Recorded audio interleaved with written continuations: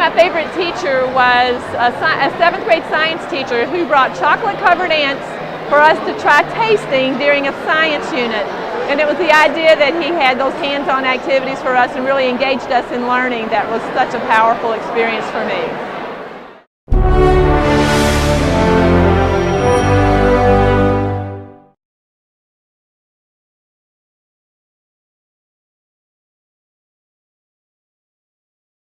My very favorite educator was Mr. Moore, who was the assistant principal at Deep Creek Junior Senior High School in Baltimore, Maryland. No matter what happened in my life and the craziness was going on, he always made me feel special and feel valued and feel like I could be somebody one day. So anything I've done since that time, I owe a little bit of that to Mr. Moore.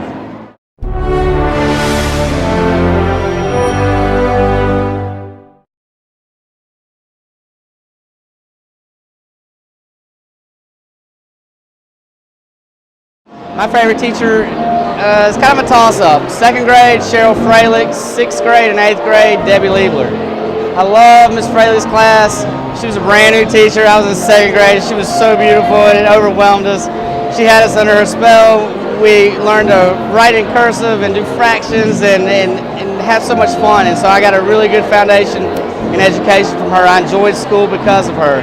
By the time I got to middle school, Miss Liebler, 6th grade and 8th grade social studies, she's what made me passionate about history, and that's what really turned me on to it. And so when I decided to become a teacher, I knew that it was going to be a history class that I taught. And so I thank both those teachers, the projects that we did and the fun we had. I try to use those same techniques in my classroom.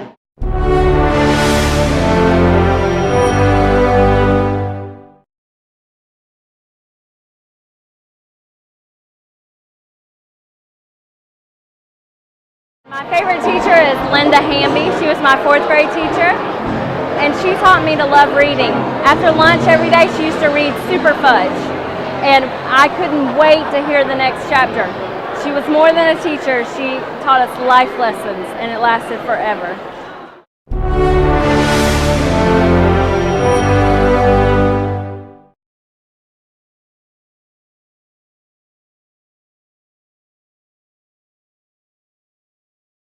My favorite teacher is Mr. Melvin Props. He just retired 2 years ago after 42 years of teaching. He taught middle school. He was my first male teacher that I ever had. 6th grade homeroom teacher. He went from being my favorite teacher to my mentor to my friend. And he was the first one that I felt at that time truly took an interest in every student, including me. And I knew from the 6th grade on that that's what I wanted to be, was a teacher.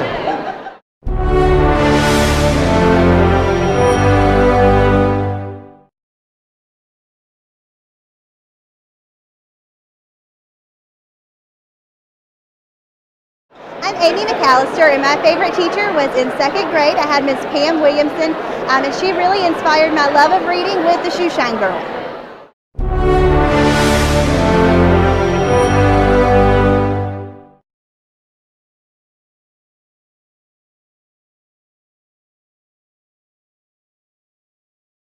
My name is Arthur Pinckney, and my favorite teacher was Ms. L.B. Smith. She was my world geography teacher. She always made the class fun and was very passionate toward her students.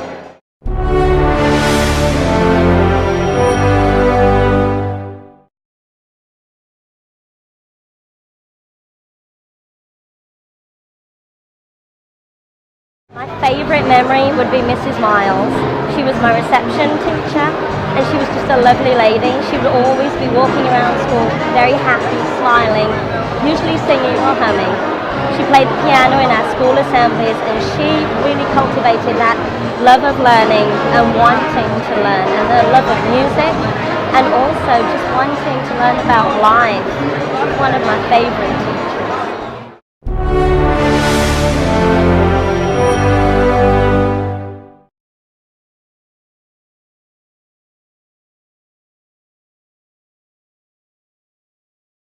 My favorite teacher in high school was Mr. Slack. I had him for Algebra 2 and analytical geometry and enriched trigonometry.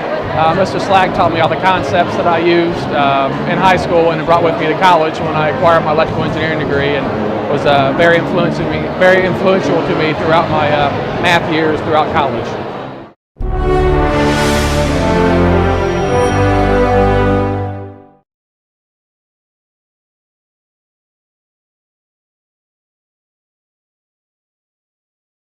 My favorite teacher was Miss Price at Dorman High School in Spartanburg County, and this is 11th grade. She inspired me to be a great writer. I never knew I had that in me, and she was so pleased with my scarlet letter writing and read it to the entire class, and it gave me the confidence to enroll at USC Carolina for broadcast journalism. So she was a great inspiration to me, and let me know that I really can make a difference and go to college, because I really wasn't guided in that direction. So she was awesome.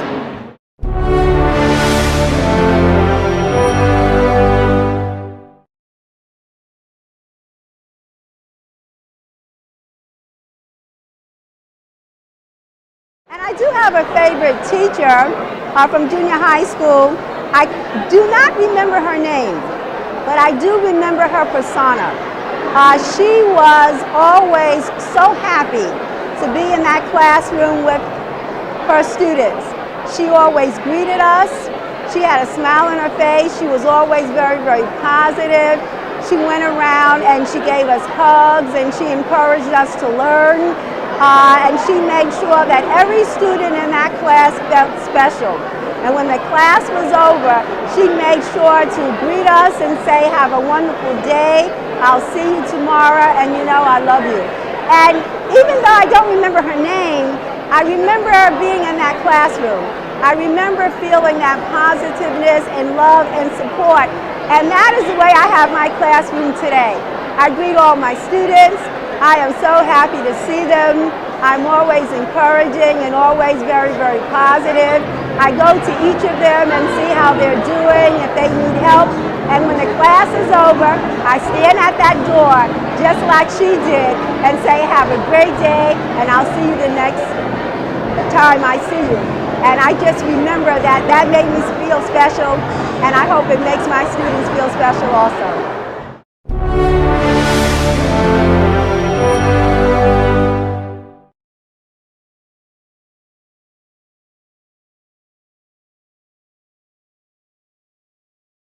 My favorite teacher was Vera Sullivan, who taught me English in both the 10th and the 12th grade. The reason Vera was my favorite teacher is, first of all, she was really good looking at that time of my life. The second piece of it was she came prepared every day, and she challenged us from an education standpoint. I still remember a lot of the things she required us to remember, particularly Chaucer and the Canterbury Tales, and I still walk around sometimes and say, "One that April with a sure soda, the Drought of March, a person to the road." So English was always been a course that I enjoyed, and Vera Sullivan was always my favorite.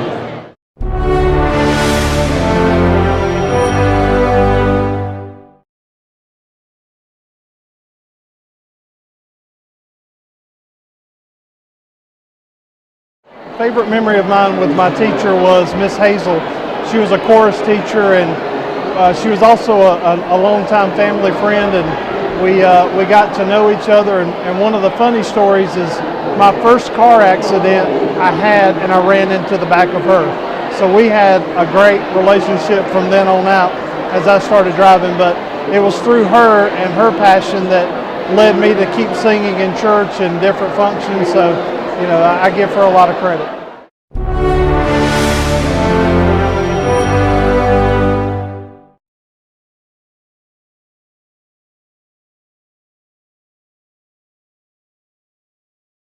Just to think about my favorite teacher was my 4th grade teacher, Miss Ramsey. I'll never forget her. She was from South America, and she was just a caring teacher because a lot of times I didn't have money to pay for lunch. She paid for my lunch because my family was 9 children. She was just special. She just had a way with children, and I wouldn't say that I was her peak because all the children in class were her pick. And she just had a great love for children, and I'll always remember her. She's dead now, but I still remember her. I can still see her face. I'll always remember Miss Ramsey. Miss Ramsey. if she's resting up there, hello, Miss Ramsden, I still love you.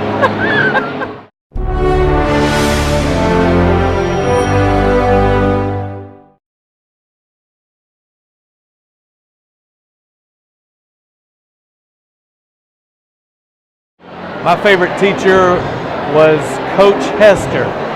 He was my 12th grade economics teacher at Richland Northeast High School in Columbia, and he just made that class very fun. I think economics is a class that you'd have difficult to make fun, but he just made it really interesting. And as a matter of fact, I had never thought about being a teacher. Frankly, it was probably the last thing I ever would have done. But the way Coach Hester made that class so interesting and so much fun that he got me thinking about being a teacher. And sure enough, a few years later, I decided that's what I wanted to do, and I went on to become a high school economics teacher. So he definitely rubbed off on me in a very positive way. Thank you, Coach Hester.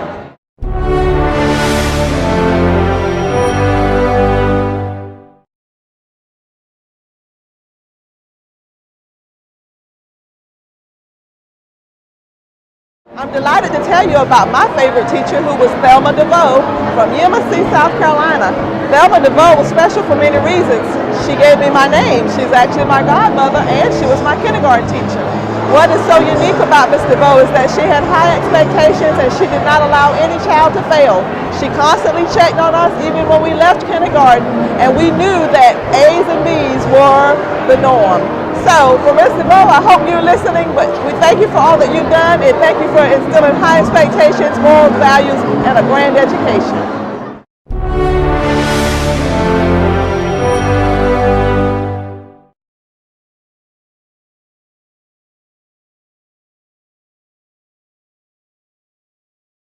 My favorite teacher was named Mrs. Franks. She was my 7th grade teacher, and what stood out about her was that she believed in us and she wouldn't accept anything less than our best. She was a motivator and she was very inspirational. She's deceased now, but what she instilled in me guides me to this day, and I miss her and I love her to death.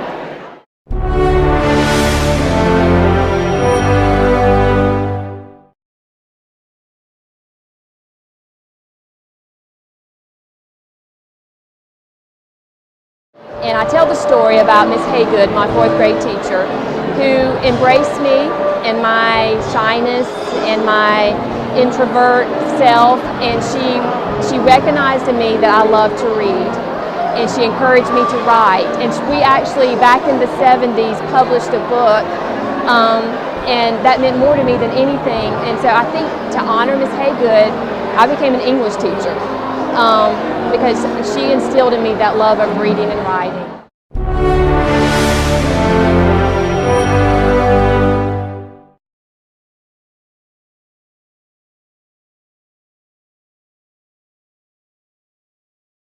My favorite teacher growing up was Miss Lester. She was my 2nd grade teacher. She was just one of those teachers that brought such enthusiasm to the classroom. She cared about all of us and made sure that we knew it. And I've tried to practice some of her teachings in my own classroom, and I'll always remember her.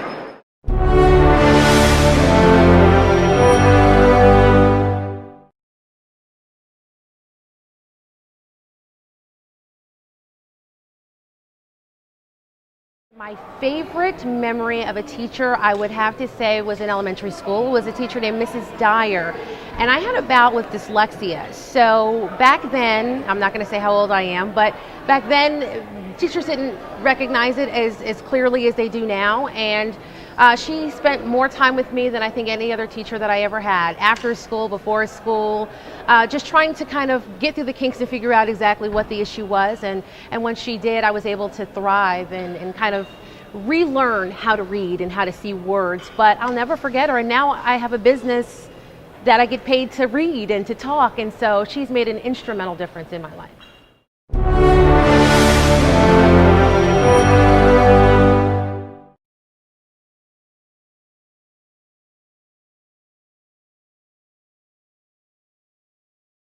John Stam from New York City. taught me science and mathematics in both 8th and 9th grade. So for 2 years in a row, I had Mr. Sam for 2 hours a day.